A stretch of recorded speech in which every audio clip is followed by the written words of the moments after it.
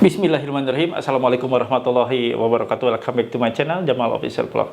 Kawan-kawan, kali ini adalah salah satu materi yang sangat penting buat kalian semua, yaitu cara menghentikan penagihan DC pinjol. Bagaimana cara menghentikannya? Cukup simpel dan mudah. Simak penuturan video ini ya, dan saya akan ulas dengan detail sekali biar kalian paham benar. Jangan pernah takut oleh ancaman dan teror dari DC pinjaman online.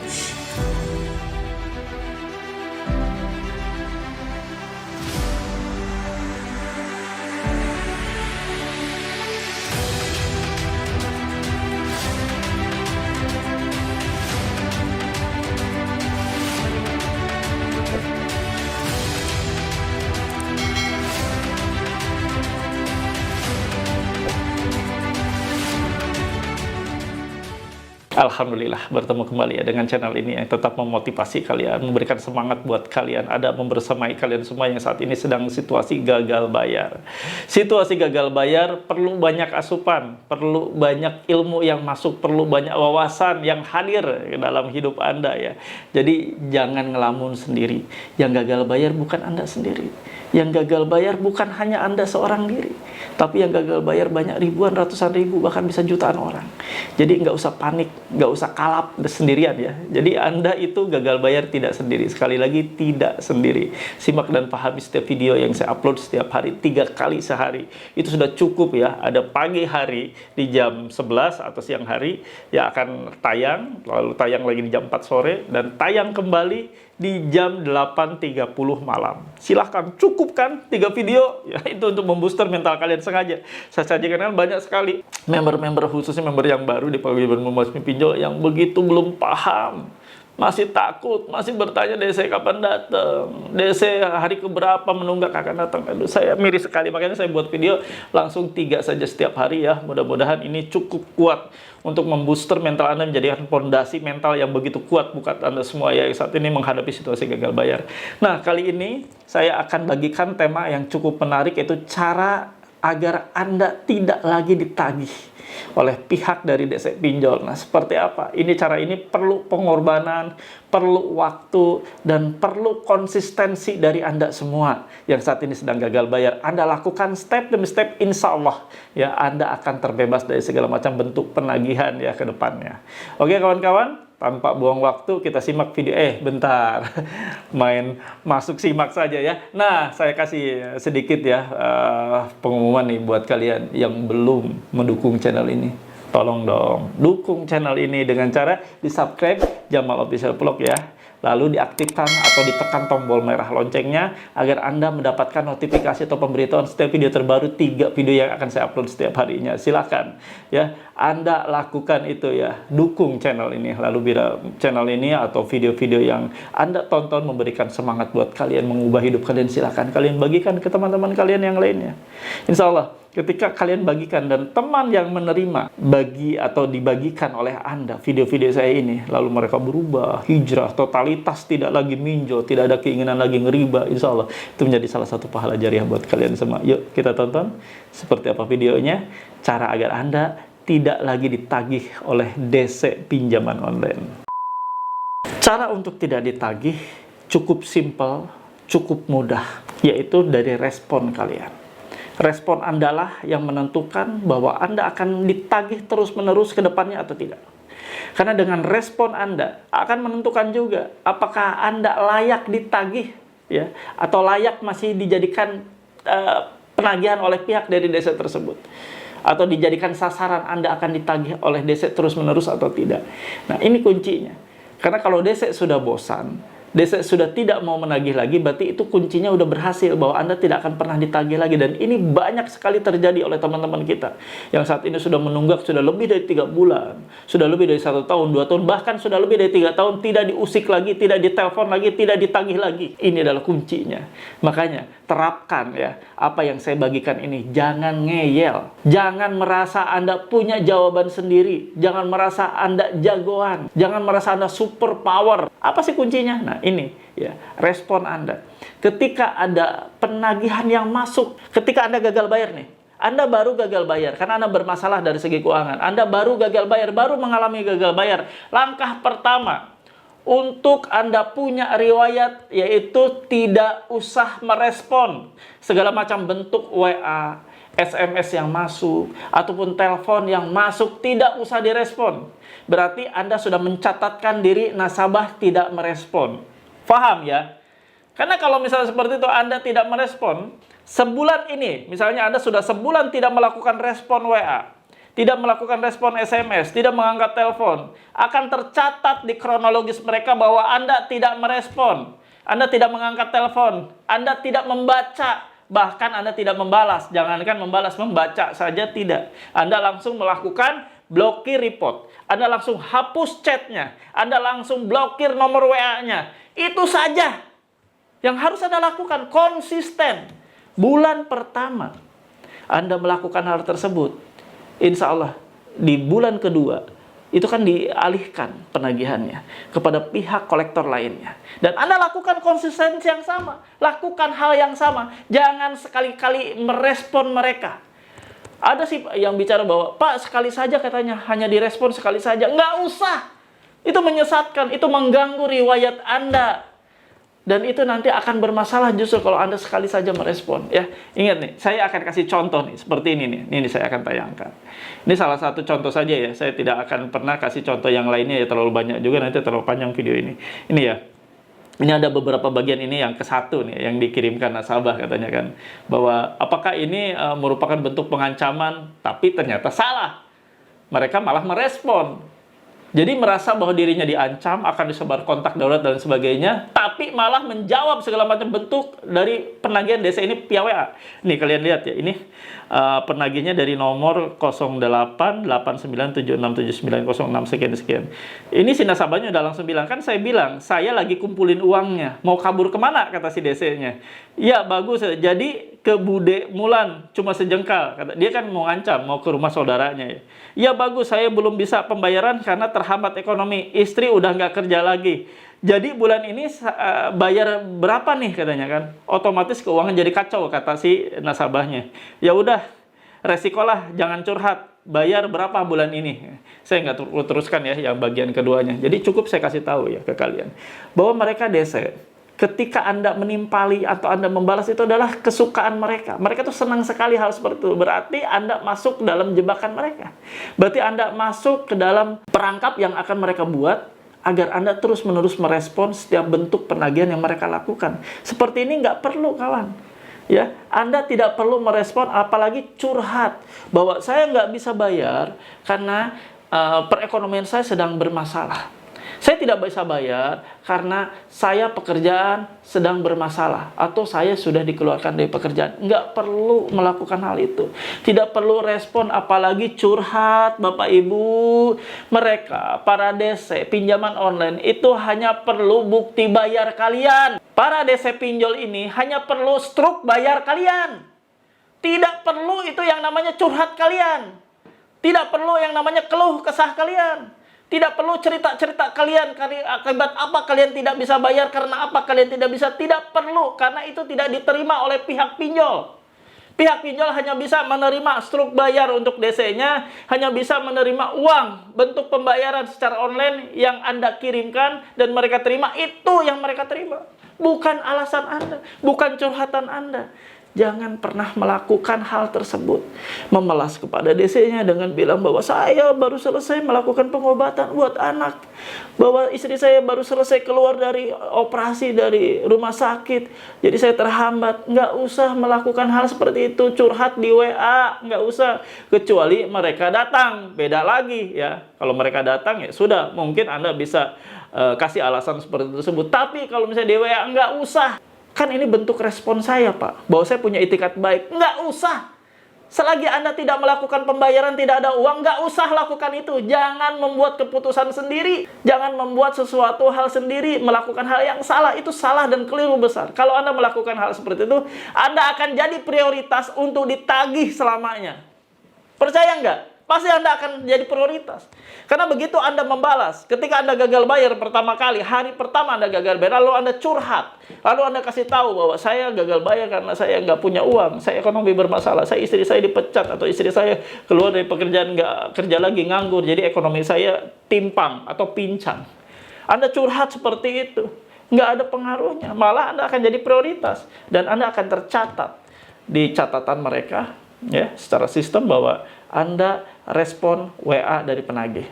Selanjutnya, ketika Anda beralih lagi ditagih oleh pihak lain, ya, oleh pihak yang bukan DC tersebut di bulan berikutnya, Anda akan masuk dalam daftar mereka untuk menjadi prioritas karena Anda membalas WA. Coba kalau Anda tidak membalas WA, begitu ada laporan dari pihak DC yang telah melakukan penagihan, yang gagal melakukan penagihan ke Anda dengan riwayat bahwa nasabah ini tidak merespon WA, tidak membalas WA, bahkan memblokir WA, maka DC-DC lainnya itu akan malas menghubungi Anda. Karena mereka berpikir, coba-coba nih ya, coba itu kan ditagih, benar ternyata diblokir, ya sudah, mereka akan bikin lagi riwayat atau kronologis bahwa Anda tidak merespon, bahkan memblokir. Seterusnya, mau dikerjakan pihak pinjol A, B, C, D, akan seperti itu riwayatnya. Akhirnya mereka akan bosan sendiri, dan sekarang sudah banyak member-member atau nasabah-nasabah, ya, khususnya di Paguyuban Membasmi Pinjol, yang melakukan hal tersebut akhirnya tidak ditagih lagi sampai sekarang. Sudah utang 6 bulan, sudah utang 1 tahun, tidak ditagih lagi. Karena memang mereka melakukan itu dengan konsisten. Begitu ada WA masuk, mereka langsung blokir, mereka langsung hapus, tidak mereka baca. Nah, kawan-kawan, lakukan itu. Apa sih sulitnya melakukan hal ini? Mudah kan? Simpel kan? Nggak sulit. Ya nggak sulit. Tapi yang sulit itu adalah konsistensi yang kalian buat. Apakah kalian sanggup atau tidak melakukan hal tersebut? Jangan pernah menerima asupan-asupan lain yang tidak bisa dipertanggungjawabkan. Harus merespon, Pak, walau cuma sekali, ya. Dalam sekali gagal bayar itu, walau cuma sekali, itu materi dari siapa? Gagasan dari siapa? Itu dari DC-nya yang ngomong. Ya, jangan dengerin. Lihat dong pengalaman-pengalaman teman-teman kalian yang melakukan hal itu sekarang berhasil, bukan dalam artian berhasil gagal bayar, tapi berhasil untuk tidak dihubungi lagi, tidak ditelepon lagi. Sekali-sekali wajar lah, ya. Sekali-sekali, tadi kan tidak intens. Tidak intens setiap saat ditelepon terus, dari bulan pertama, bulan ketiga menunggak, bulan kedua menunggak, bulan keempat menunggak, ditelepon terus, tidak kan? Tapi setidaknya suatu saat pasti sih ada telepon 1-2 yang masuk ataupun WA, ya. Tapi tetap konsisten Anda lakukan itu, menandakan bahwa Anda tidak melakukan respon WA atau tidak melakukan respon penagihan yang mereka lakukan ke handphone Anda. Paham ya sampai sini?